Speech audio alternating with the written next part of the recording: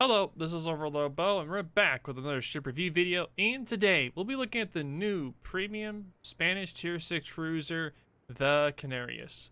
Now, you can get this ship or the Dito for free in the upcoming event in 11.1, which is around, which will be starting in 11.1, which is around February 16th. Now, you're able to get one ship for free, either the Canarias or the Dito. Now, I would recommend the Canarias for people that are wanting a more straightforward but strong ship to play as their free ship. But if you're looking for a ship that seeks it's more demanding, but it's a highly rewarding ship, then the Dito be more of a option for you. But I'll be going over both ships, but in separate videos. I'll be going over the Canarias in this video, and I'll have the other video out a little bit after this one, talking about the Dito as well. Let's look over the build real quick. For the build is going to be main armament with edge and boost modifications, aiming systems, and propulsion. The commander build is going to be priority target with grease the gears, proximity priority target, survivability expert, heavy AP, adrenaline rush, concealment, and top grade gunner. Now let's look at the armor scheme real quick. Just to take a little quick here. Has 16mm bow with a 25mm side here and sting aft. Take off this here. It does have a little bit of a turtle back, but again, that's not really going to protect you much. The citadel is partially out of the water, so you do have to be careful of that as well. Now let's watch the replay, and as the replay is going on, I will be going over the ship stats. So I'll let you all enjoy that. All right, so for the armor and survivability, the Canarias has a 16mm bow stern with a 25mm side and 38mm deck. It has a slightly raised citadel, as I just shown. It does have a turtleback protection. Now, the ship does have a 35,100 HP pool. This is the second highest HP pool for a Tier 6 cruiser, competitive with Tier 7 cruisers even. The Canarias is a fairly durable for a Tier 6 cruiser thanks to her high HP pool. Now, while she doesn't have much armor, she is no different from most other mid-tier cruisers in this regard. Even with turtleback citadel protection, the Canarias takes frequent citadels when broadside, so you do not want to be broadside in this ship. The Canarias will rely a lot on her speed boost to dodge enemy attacks to improve her longevity, which you'll be seeing throughout this video. Now, for the main armament, there are 4 twin 203/50 guns with the ABXY layout with a 12-second reload. Oh, and I do apologize. The overlay for the work in progress is supposed to be up because as of this moment, the changes for the ship are not in place. They're changing the guns from a 10.5 reload to 12 seconds, which is why I said the 12. They're changing the guns. So I do apologize for that as well. Now, the turrets have a 22.5 second turret traverse for 180 degrees. They can fire 36 degrees off the bow and 31 degrees off the stern.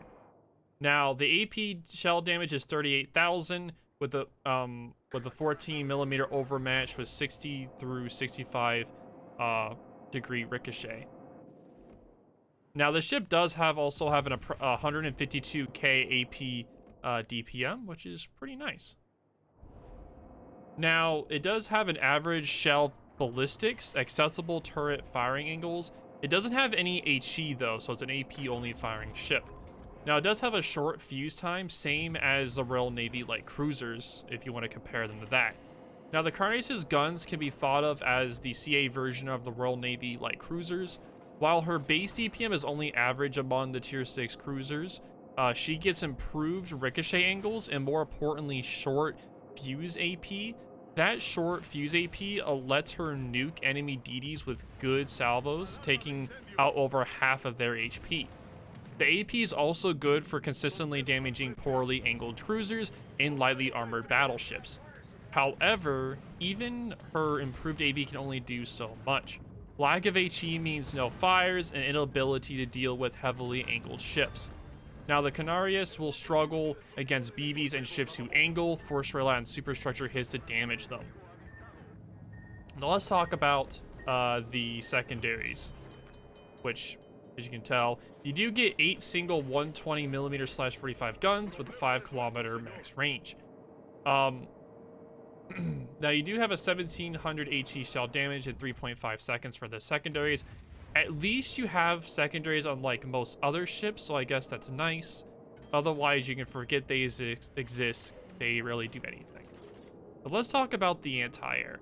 Now, for the anti-air defense, you get 3 flak puffs, 2 inner and 1 outer.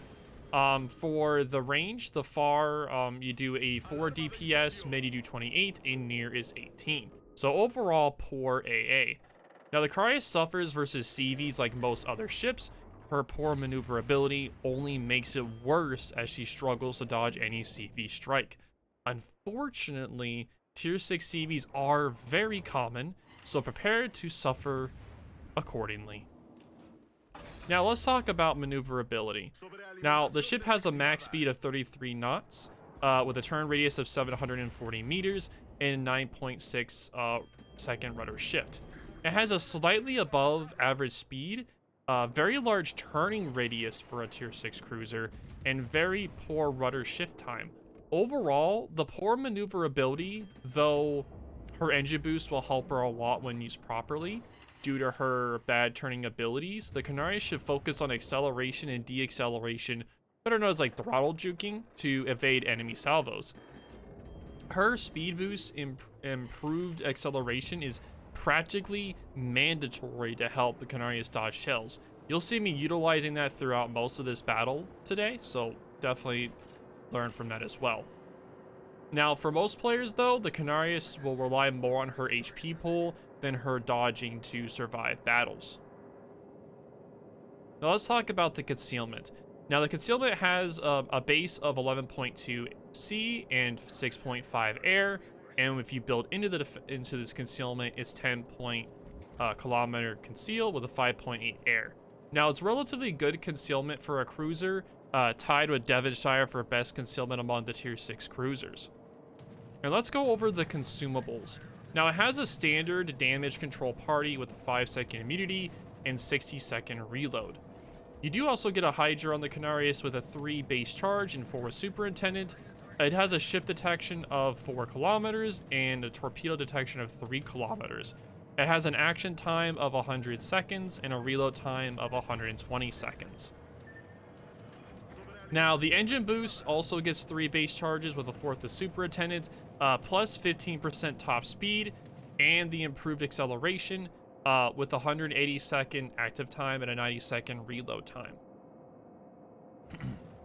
So my overall impressions of the Canarias, it's average skill floor with an average skill ceiling. The Canarias is the first Spanish cruiser to enter WoWs.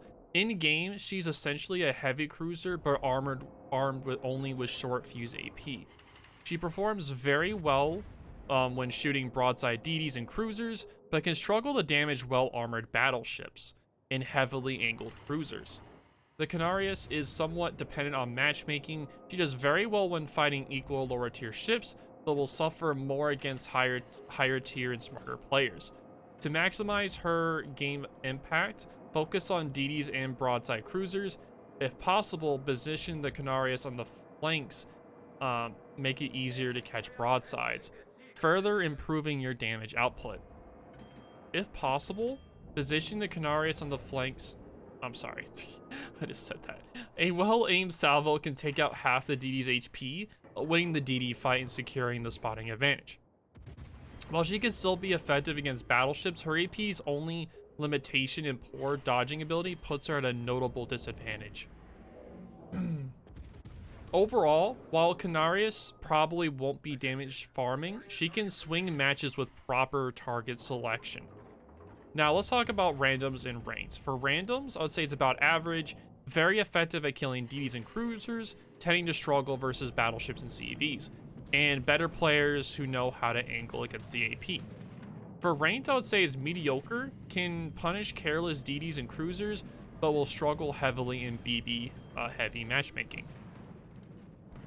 So now let's talk about would you rather get this ship or the Dido? Now, I will be releasing the Dido video either day, so I will let you guys choose on which one you get for free, because like I said, you can get this ship or the Dido for free, but then you have to pay for the second ship. So say you got the Canarias for free, you'd have to pay to get the Dido. Or if you got the Dido, you'd have to pay for the Canarias. So it's more on your pick. Like I'll be saying the same thing in the other video. This ship is for a straightforward but strong ship to play as their first free ship. Or you could have the more demanding skill level but highly rewarding ship, the Dido. Because as you'll see in the other video when I talk about the Dido, I perform very well in that match, but I'm also able to, that's also because I know how to play the ship very effectively.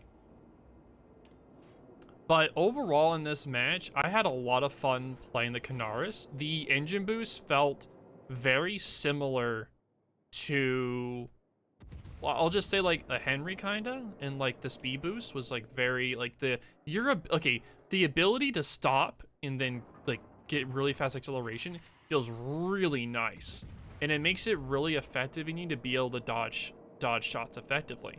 So if you build into the speed boost, which it makes you 3 minutes, your throttle juking ability will be very improved during this period, and that's what you want to do. Since this ship does have a very terrible turning radius, you're going to be definitely more lenient upon using that speed boost to help you be able to dodge shots by throttle juking.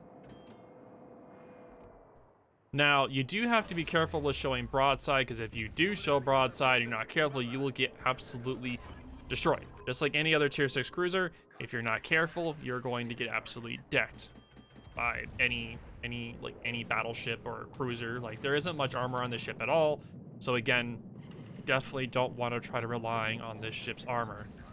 You want to try to rely on your throttle juking and ability to dodge, pretty much.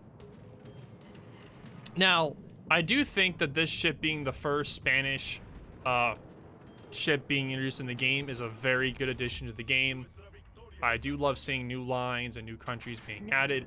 I am definitely looking forward if they do add, well, if they're adding a premium tier 6 Spanish, they're definitely going to be adding a Spanish line down the line.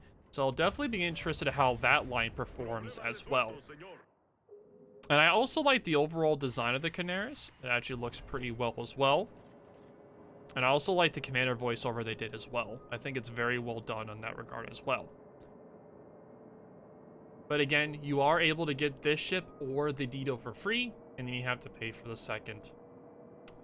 They haven't said the price yet, but I really don't know what the price is yet. They haven't really said what the price is, so I can't tell you that, so I apologize. But the update should be coming out around February 16th. It's when it's going to be, I believe, when the 11.1 will be dropping.